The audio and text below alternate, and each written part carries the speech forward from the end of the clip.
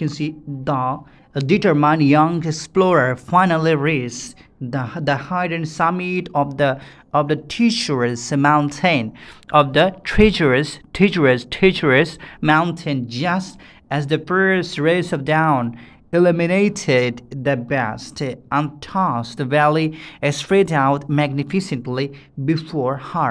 Viewers, এখানে আমি হচ্ছে কি আপনাদেরকে ভেঙে ভেঙে ওয়ার্ড মিনিংগুলো শেখাবো এবং হচ্ছে কি ধীরে ধীরে গ্রামার শেখাবো, এই সেন্টেন্সটা কীভাবে হলো বা কীভাবে হয় না, এখানে কি কোন ক্লজ ইউজ করা হয়েছে, কোন ভার্ব ইউজ করা হয়েছে, কোন প্রেপোজিশন এবং ফ্রেজ ইউজ করা হয়েছে, সবগুলো আপনারা এখান থেকে শিখতে পারবেন। Let's go to the class right now.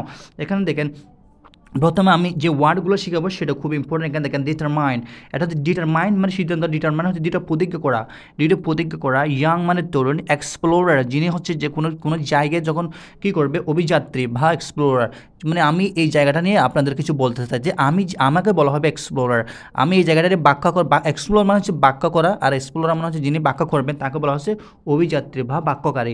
Finally হচ্ছে অবশেষে রেস্ট পৌঁছেছিল দ্য হাইডেন মানে লুকানো, সামিট চূড়া, সামিট মানে হচ্ছে চূড়া বা এফেক্স বলা হয়, of the treacherous মানে বিপজ্জনক, এটা হচ্ছে treacherous মানে হচ্ছে বিপজ্জনক mountain, just as ঠিক যখন the first রশি of the down ভিতরে illuminated মানে আলোকিত করেছিল the best, এটা হচ্ছে illuminate মানে হচ্ছে আলোকিত করা, the best বিশাল untouched অস্পষ্ট, এটা হচ্ছে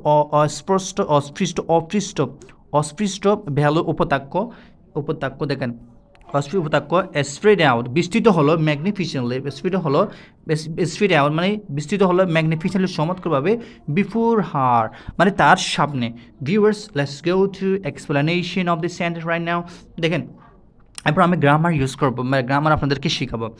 দ্য ডিটারমাইন্ড ইয়াং এক্সপ্লোরার, এখানে দেখেন দ্য ডিটারমাইন্ড মানে সিদ্ধান্ত বা অভিজ্ঞতা ব্যক্তি, ইয়াং এক্সপ্লোরার এটা একটা যুবক এক্সপ্লোরার, মানে একটা যুবক মানে যিনি এক্সপ্লোরার করে, মানে সে কিন্তু ডিটারমাইন্ড খুবই সিদ্ধান্ত গ্রহণ করে এরকম আর কি, খুবই মানে ভালো, বা সেটা বলা হয় খুবই দৃঢ় প্রতিজ্ঞ এরকম।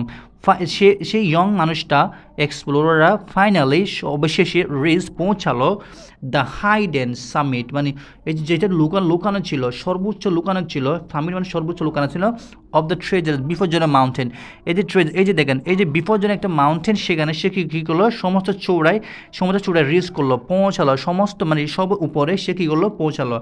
জাস্ট যখনই সে পৌঁছালো দ্য ফার্স্ট রেসে দেখলো অফ ডাউন ইলিমিনেট, মানে সে ডাউন ইলিমিনেট করে দেখলো বিশাল আনটাস অস্পৃষ্ট বেলে, সেখানে দেখতে পেলো, মানে দেখেন সেখানে দেখতে পেলো হচ্ছে একটা মানে অদেখা মানে আনথাস, মানুষ দেখতে পান এরকম একটা ভ্যালি দেখতে পেলে, স্ট্রেট আউট ম্যাগনিফিসেন্ট খুবই ছড়িয়ে আছে সুন্দরভাবে বিফোর হার, তার সামনে খুবই কীভাবে মানে ছড়িয়ে আছে খুব সুন্দরভাবে। ভিউয়ার্স, এটা খুবই ইম্পর্টেন্ট এখানে বলা হচ্ছে, এবং এটাকে বলা হচ্ছে, দেখেন এখানে এটা হচ্ছে এলিমিনেট মানে হচ্ছে আপনার আলোকিত করা, এলিমিনেট খুবই আলোকিত, এটা না দিলেও অসুবিধা নেই, কতগুলো ওয়ার্ড মিনিং আপনাকে মানে পড়ার সময় একটা কথা মনে বলো আপনাদেরকে, আমি জাস্ট এটা আপনাদেরকে ক্রস করে গেছি, কারণ হচ্ছে কি দেখেন যখনই আপনি কোনো ওয়ার্ড মিনিং পাচ্ছেন না, বাট আপনাকে মিস করে সেটা ওয়ার্ড মিনিং কিন্তু বের করতে হবে, এরকম আপনাদেরকে পেস করা লাগতে পারে, সো এটাও আপনাদেরকে মনে রাখতে হবে, বুঝছেন। এরপর দেখেন আমি আপনাদেরকে বলি, সেটা হচ্ছে ওয়ার্ড মিনিং তো বললাম, এখন গ্রামারটা ইউজ করি আপনাদেরকে। এখানে দেখেন এখানে যে গ্রামারটা ইউজ করা হয়েছে ভিউয়ার্স, ফ্যান্টাস্টিক ভিউয়ার, এটা হচ্ছে কি আপনার কমপ্লেক্স সেন্টেন্স এখানে ইউজ করা হয়েছে, কমপ্লেক্স সেন্টেন্স। দেখেন সেন্টেন্স স্ট্রাকচার যদি এখানে বলি তাহলে আপনাদের আরও সহজ হয়ে যাবে। আমরা জানি কমপ্লেক্স সেন্টেন্সে আমরা দুইটা জিনিস খুবই দেখতে পাই টেন্সে, সেন্টেন্সে, সেটা হচ্ছে একটা ইন্ডিপেন্ডেন্ট ক্লজ আর একটা হচ্ছে ডিপেন্ডেন্ট ক্লজ, একটা ইন্ডিপেন্ডেন্ট ক্লজ একটা dependent clause. Let's go to explore about this. দেখেন ইন্ডিপেন্ডেন্ট মানে হচ্ছে কি আপনার মানে যে সেন্টেন্সটা বাক্যে স্বাধীনভাবে অর্থ প্রকাশ করতে পারবে বা অন্য কারো সাহায্য লাগবে না, সেটাকে বলা হবে ইন্ডিপেন্ডেন্ট, মানে আমি স্বাধীন। আর ডিপেন্ডেন্ট ক্লজ মানে কি, ডিপেন্ড মানে নির্ভর করে, আমরা জানি ডিপেন্ডেন্ট ক্লজ মানে হচ্ছে কি কারো একটা সেন্টেন্স পুরোপুরি অর্থ প্রকাশ করতে পারবে না, অন্য আরেকটা সাহায্য লাগবে, অন্য একটা সেন্টেন্সের সাহায্য নিয়ে এটাকে আমাকে কমপ্লিট করতে হবে বাক্যটা, এটাকে বলা হচ্ছে ডিপেন্ডেন্ট ক্লজ। এখন আমরা যে সেন্টেন্সটা পড়েছি সেখান থেকে আমরা দেখি কোনটা হচ্ছে এখানে ডিপেন্ডেন্ট, কোনটা ইন্ডিপেন্ডেন্ট। ওকে, দেখেন প্রথমে ইন্ডিপেন্ডেন্ট বা স্বাধীন বাক্য অর্থ প্রকাশ করতে পারে কিনা দেখি। The determined young explorer finally reach the hidden summit of the treasures mountain. দেখেন এই সেন্টেন্সটা অর্থ যদি বলি, এই যুবকটা ফাইনালি অবশেষে রিচ পৌঁছালো, দেখেন দ্য ইয়াং ম্যানটা রিচ পৌঁছালো দ্য হাইডেন সামিট, মানে যে সাইডে যে লুকানো যে পাহাড়টা ছিল সেখানে সে পৌঁছে গেল। অফ দ্য ট্রেজারাস মাউন্টেন, সে যে হাইডেন লুকানো একটা ডেঞ্জারাস খুব ভয়াবহ, ট্রেজারাস মানে হচ্ছে ভয়াবহ, ভয় যে মাউন্টেন আছে সেখানে সে ছেলেটা পৌঁছে গেল। একটা সুন্দর একটা বাক্য সে প্রকাশ করতে পেরেছে, দেখছেন এখানে কোনো কথাই আর বলা লাগবে না আমার, এটা কিন্তু অবিশ্বাস সম্পূর্ণ একটা বাক্য প্রকাশ করেছে। যে এটাকে বলা হচ্ছে আপনাকে ইন্ডিপেন্ডেন্ট ক্লজ, আমার স্বাধীন ক্লজটা এটা। আপনারা মনে হয় বুঝতে পারছেন, যদি বুঝতে না পারেন আরও ভালোভাবে নিচুগুলো খেয়াল করেন তাহলে আরও আপনারা বুঝতে পারবেন। এখন দেখেন ডিপেন্ডেন্ট ক্লজ কোনটা। ডিপেন্ডেন্ট ক্লজ হচ্ছে আপনারা দেখেন যখন অন্য একটা সেন্টেন্সের কাছে আমার কি নির্ভর থাকতে হবে, আমার সম্পূর্ণ কাজটি সম্পূর্ণ করার জন্য আমার আরেকটা কাজ লাগবে, বা এরকম এটাকে বলা হচ্ছে। দেখেন just as the first roast of the down eliminate আলোকিত ব্যাস, এই যে বিশাল, দেখেন এইটুকুর মধ্যে সেন্টেন্সটা মানে আনটাচবেলে, দেখেন এটুকুর মধ্যে আপনার সেন্টেন্সটা চলে গেল।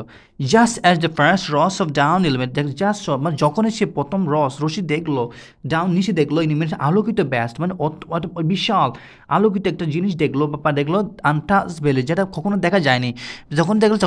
যখনই সে এরকম ধরনের দেখলো তখন কি হলো এরকম কিন্তু বলে নাই, তখন আমি ঝাঁপ দিলাম বা আমি অনেক কিছু দেখতে পেলাম, এরকম কোনো কিছু বলে নাই।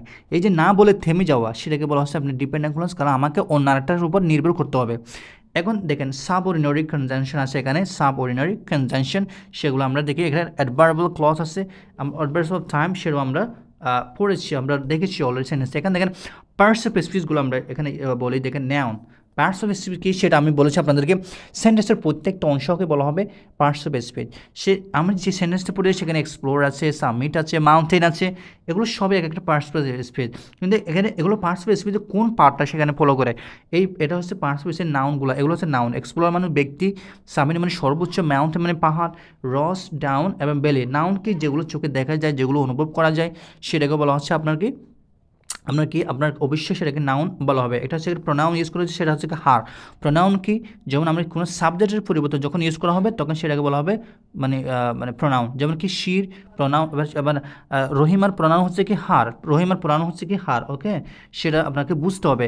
এবার এখানে অ্যাডজেক্টিভ ইউজ করা হয়েছে, অ্যাডজেক্টিভ দেখেন অ্যাডজেক্টিভ হচ্ছে কি ডিটারমাইন, ইয়াং, হাইডেন, ট্রেজারাস, ফার্স্ট, বেস্ট, আনটাস্ট, এগুলো সবই একটা হচ্ছে আপনার কি একটা অ্যাডজেক্টিভ, খুবই চমৎকার করে অ্যাডজেক্টিভ দিয়ে। ভার্ব আছে এখানে, ভার্ব হচ্ছে রেস, এলিমিনেট, রেস এবং হচ্ছে কি এলিমিনেট। এখানে যে অ্যাডভার্বগুলো ইউজ করা হয়েছে সে দেখতে পাচ্ছেন এখানে অ্যাডজেক্টিভ, অ্যাডভার্ব, ফাইনালি রেস্ট, এখানে প্রেপোজিশন ইউজ করা হয়েছে অফ এবং বিফোর, এখানে ইউজ করা হয়েছে কনজাংশন ইউজ করা হয়েছে এখানে জাস্ট অ্যাজ, এটা কনজাংশন, আর্টিকেল ডি ইউজ করা হয়েছে। এখানে যে ফ্রেজগুলো ইউজ করা হয়েছে সেগুলো বন্ধুরা দেখেন আপনারা এখানে অফ ট্রেজার্স, এখানে কী বলা হয়েছে প্রেপোজিশন অফ ট্রেজার্স আছে, ট্রেজারাস, মাউন্টেন, ভয়াবহ, of down, preposition phrase before her, দেখেন পার্টিসিপাল পেজ আছে, এগুলো আপনাদেরকে আস্তে আস্তে বুঝতে হবে। ভিউয়ার্স আজকে আর বেশি পড়াবো না, যদি বেশি ভালো লাগে please subscribe my channel to get my next video. Thank you so very much.